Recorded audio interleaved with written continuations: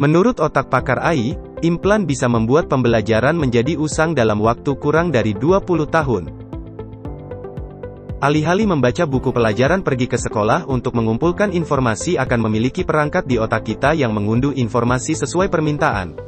Itu mungkin terdengar seperti banyak hal yang harus dicapai pada tahun 2040. Tapi berdasarkan di mana teknologi saat ini adalah ahli AI, Nicholas Carrenos mengatakan timeline tidak out of reach. Implan otak, jadi dikenal sebagai implan saraf, adalah perangkat yang sering ditempatkan di permukaan otak. Ini mampu berkomunikasi dengan neuron Anda, merekam aktivitas mereka, dan bahkan memberitahu mereka bagaimana harus bersikap. Salah satu aplikasi yang paling umum adalah stimulasi otak dalam di mana elektroda ditanamkan ke dalam otak untuk merangsang area yang berbeda dan mengurangi gejala gangguan berbasis otak seperti penyakit Parkinson atau epilepsi.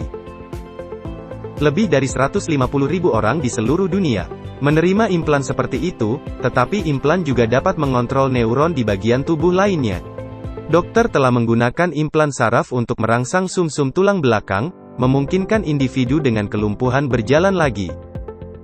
Orang yang diamputasi yang dilengkapi dengan implan dapat mengontrol prostesis robotik hanya dengan menggunakan pikiran mereka. Lalu ada sejumlah contoh yang langsung dari novel fiksi ilmiah. Misalnya tim Memori Komputasi University of Pennsylvania Lab berhasil meningkatkan kemampuan memori orang dengan merangsang daerah otak menggunakan elektroda. Mungkin salah satu perusahaan implan otak yang paling terkenal adalah Neuralink Elon Musk. Tujuan utama perusahaan adalah untuk menggabungkan komputer dengan otak manusia, sehingga kecerdasan manusia dapat mengimbangi kemajuan dalam kecerdasan buatan. Tautan saraf menggunakan utas di otak yang terhubung ke chip 4 mm yang disebut N1.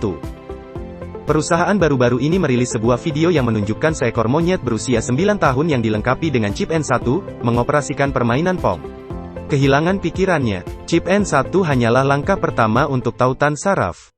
Tim juga mengembangkan basis saraf dari teknologi antarmuka otak komputer. Jala ultratipis akan dimasukkan melalui jarum kecil dan kompas otak. Tujuan dari Neural Lace adalah untuk memungkinkan manusia mengunggah dan mengunduh informasi langsung dari komputer. Seperti apa Neo di The Matrix? Neuralink bukan satu-satunya perusahaan yang menjadi berita utama di lapangan. Dipimpin oleh CEO Ramp Asal, KD, tim saraf mengungkapkan game VR yang dikendalikan otak pertama di dunia pada tahun 2017. Perangkat mereka adalah perangkat yang dapat dipakai yang menggunakan 7 elektroda kulit kepala untuk merekam sinyal listrik di otak. MindX adalah perusahaan implan otak lain yang bertujuan untuk menciptakan antarmuka tampilan dan pemikiran untuk pengguna aplikasi komputasi spasial generasi mendatang. Mampu berinteraksi dengan komputer menggunakan kacamata pintar yang terhubung dengan otak manusia.